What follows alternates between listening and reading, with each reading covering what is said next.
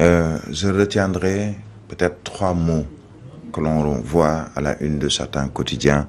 Je prends par exemple le quotidien Le Regard qui parle des minutes d'un procès dégueulasse. Ce mot, je l'ai laissé dans ma tête, dégueulasse. On parle de révélation, de je ne sais quel autre mot qui est utilisé. Et après ce premier mot qui est dégueulasse, peut-être je prendrai l'autre que l'Observateur a mis à sa une, salace.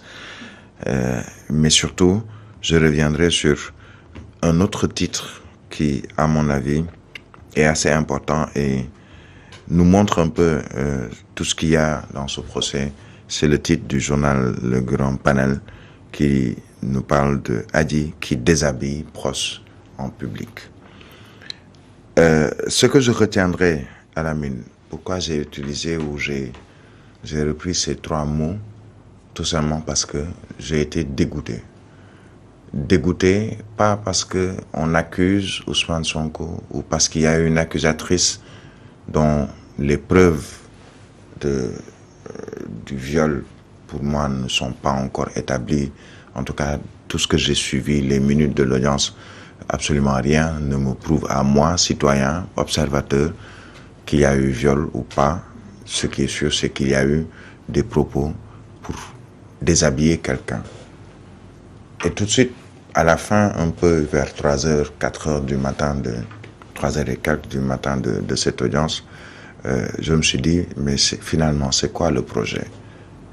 Quand je me suis posé la question, je me suis rendu compte que le projet, le premier et principal projet, justement, c'est de déshabiller quelqu'un, de le jeter à la vindicte populaire. Est-ce qu'il a fait? Est-ce qu'il n'a pas fait?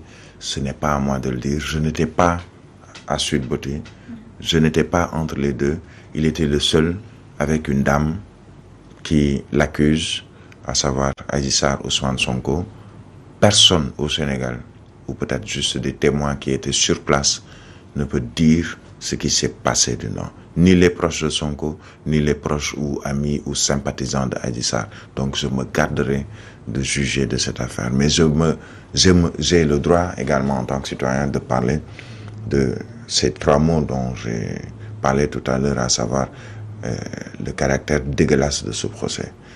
On avait l'impression qu'on était carrément dans un film porno. On a tenté de jeter à la vindicte populaire un homme en disant qu'il a fait ceci, il n'a pas fait ceci, il a été à tel endroit, il a eu telle position, il a utilisé tel objet, il a fait ceci, etc. Mais quand j'ai suivi un peu le déroulé du procès, une femme qui pratiquement expose sa nudité à l'audience, cela montre qu'il y a un procès plus pour la morale sénégalaise qu'un procès pour un homme, quel qu'il puisse être, accusé de viol. La morale sénégalaise, c'est quoi? Je ne suis pas donneur de leçons, mais ce que j'ai observé et vu, c'est que tout le monde était scotché sur les minutes de l'audience. Et tout le monde était scotché surtout sur ce qu'on appelle les scènes torrides qui ont été décrites par la dame Adji Sarr et peut-être une des témoins. Mais dans un procès criminel, en matière criminelle, ce qu'on attend, c'est surtout des preuves de la culpabilité ou non d'une personne, puisqu'il s'agit de... C'est un avocat. C'est l'avocat de Adji Sarr. Comme un maître Ciré Clédor Ly vous dira, on n'a absolument rien. Parce que ce sont des avocats. Ce sont plus des conseils. Là, c'est le mot conseil qui revient, puisque j'ai vu certains dire, mais la dame Ndeye Khady Ndiaye, propriétaire du salon de massage, n'était pas assistée, il n'y avait pas d'avocat, mais le juge du tribunal a rappelé qu'en matière criminelle, le prévenu, ou les prévenus sont assistés par un conseil. On peut vous commettre un avocat d'office, ça c'est juste une parenthèse pour dire que le juge connaît le droit. Les avocats également connaissent le droit, mais comme c'est un procès public, il fallait également jouer un peu sur l'opinion dans les propos pour dire non, il était seul face à son bourreau ou face à un juge. Il n'était pas seul. Il y avait au moins un avocat commis d'office et surtout, l'avocat ici ne fait qu'assister le client. C'est un conseil, c'est le nom qui revient pour parler d'avocat. Ça, c'était une parenthèse. Mais pour revenir sur le caractère dégueulasse de ce procès, j'ai eu l'impression à la fin qu'on a juste tenté de salir une personne. Est-ce que les faits qui lui sont reprochés sont constants? Est-ce qu'il l'a fait? Est-ce qu'il ne l'a pas fait? Comme je le disais tout à l'heure, je me garderai de juger. Mais ce qui est sûr, c'est qu'on a tenté de salir quelqu'un qui auparavant est vu ou était vu, c'est selon la position dans laquelle on se trouve, comme, on le dit un peu, pas un saint homme, puisque je l'ai dit, je le répète, il n'est ni Dieu ni le prophète. Personne ici n'est ni Dieu ni le prophète, mais qui avait quand même, et qui a toujours, pour certains en tout cas,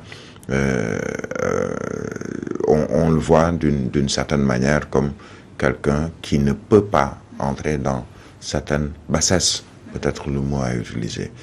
C'est quoi le projet? Je reviens sur cette question. C'est quoi le projet? Est-ce que c'était pour faire condamner une personne accusée et dont les preuves existent de viol, selon les avocats de l'autre partie, ou est-ce qu'il s'agit juste de déshabiller, pour reprendre le mot de ce journal, une personne, parce qu'on veut montrer peut-être un autre visage de cette personne-là, surtout une personnalité politique au Sénégalais. Autant de questions. Le 1er juin, c'est pour bientôt, et c'est un jour que beaucoup craignent. Pourquoi? Pas seulement parce qu'il y a déjà une tension latente, mais tout simplement parce que on verra si le juge va dire le droit, on verra si les accusations des uns et des autres vont prospérer, mais surtout on verra si quel sera l'avenir justement de cet homme qui est aujourd'hui, je dirais, l'acteur principal dans cette affaire. Un procès très médiatisé, il faut le dire aussi, avant de finir.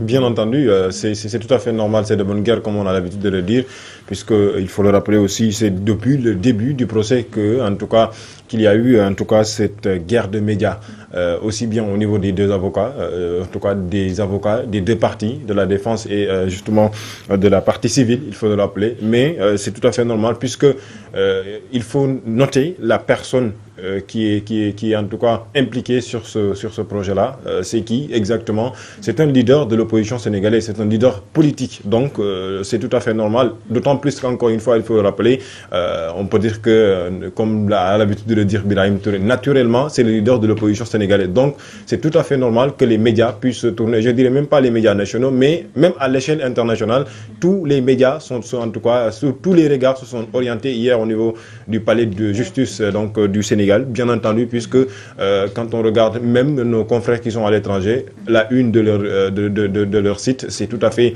ce procès donc de Ousmane Sonko, et ils ont suivi de près ce procès pour attendre justement le verdict, puisque à travers ce verdict-là, on peut justement donc s'attendre à beaucoup de choses, et ça peut changer énormément beaucoup de choses par rapport, en tout cas, au devenir, à l'avenir même du leader politique en question, c'est Ousmane Sonko. Mais c'est le titre à la une, par exemple, de France 24 de ce matin. C'est le premier élément, c'est le titre à la une de France 24. Ça veut dire que tout le monde regarde un peu ce qui se passe au Sénégal. Et c'est pas parce que c'est Birahim Touré ou c'est parce que c'est Alamine Senghor, mais c'est parce que c'est Ousmane Sonko, leader de l'opposition, et qui est accusé, comme on se souvient par exemple de Dominique Strauss-Kahn qui était accusé. Est-ce que son accusatrice a subi les douleurs peut-être d'une tentative de viol ou d'un viol? En tout cas, la justice a tranché pour dire oui concernant Dominique Strauss-Kahn.